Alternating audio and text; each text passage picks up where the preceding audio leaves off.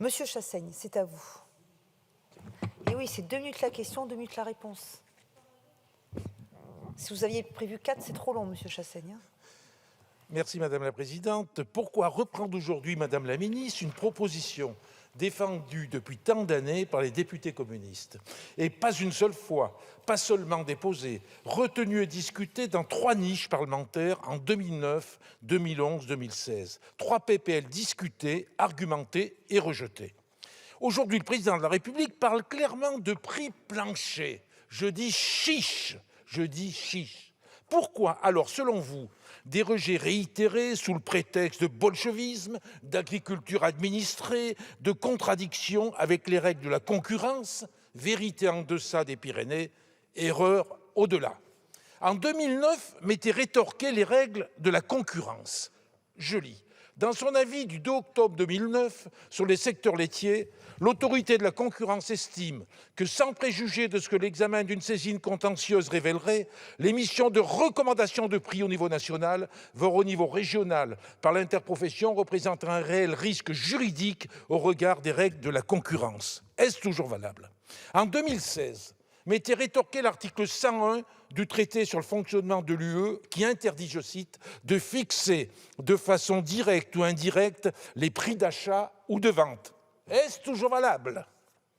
En 2011, j'avais proposé, dans ma proposition de loi, la France promeut au niveau communautaire la mise en œuvre de toutes les mesures permettant de garantir des prix rémunérateurs aux producteurs, mise en place d'un prix minimum indicatif européen pour chaque production, prenant en compte les spécificités des différentes zones de production, activation de dispositions visant à appliquer le principe de préférence communautaire, mise en œuvre de clauses de sauvegarde ou tout autre mécanisme concourant à cet objectif. Avez-vous conscience, Madame la Ministre, que la proposition qui est portée par le Président de la République, ou du moins la décision qui est portée par le Président de la République, ne peut pas être mise en œuvre sans un bouleversement important, disons une révolution copernicienne de ce qui se passe au niveau de l'Union européenne? Merci, Monsieur Chassaigne.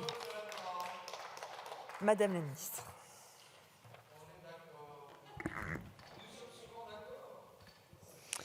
Merci Madame la Présidente, Monsieur le Président Chassaigne. Alors, vous faites référence à un certain nombre de projets que vous avez portés. Vous pardonnerez de ne pas tous les connaître, mais nous avons... Mais je vais m'y plonger très rapidement, notamment ceux qui sont antérieurs à 2017. Mais il me semble que la vision que j'ai portée, qui consiste effectivement à construire, à contractualiser sur une marche en avant fondée sur des indicateurs de référence qui figurent qui sont construits par l'interprofession, à équiper d'un médiateur des négociations commerciales et d'un comité de règlement des conflits, et à leur donner peut-être un peu plus de pouvoir, et à faire en sorte que cette marche en avant se fasse dans le bon sens, c'est-à-dire pas du distributeur vers l'exploitant, sont autant de mesures qui vont dans le sens que vous souhaitez, mais qui, me semble-t-il, sont compatibles avec le droit européen. Mais vous pointez un point qui est assez juste, et c'est d'ailleurs une des orientations que nous portons, c'est que de toute façon, nous avons intérêt à avoir une vision européenne de ces sujets, puisque le contournement qui a été mis en place par certains acteurs de la grande distribution s'est fait par le droit européen ou en échappant au territoire français.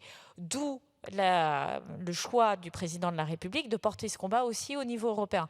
Que ce soit d'ailleurs dans la législation ombrelle pour les pays européens, que dans le fait d'avoir des contrôles qui soient eux aussi de nature européenne, avec une force de contrôle dédiée qui permette de protéger le consommateur, mais aussi de protéger l'agriculteur. Et je pense que ça aurait une très grande valeur de renforcer ces contrôles aussi par rapport à la concurrence déloyale que vous êtes assez nombreux à dénoncer sur ces bancs, en provenance des pays en dehors de l'Union européenne, et en particulier s'agissant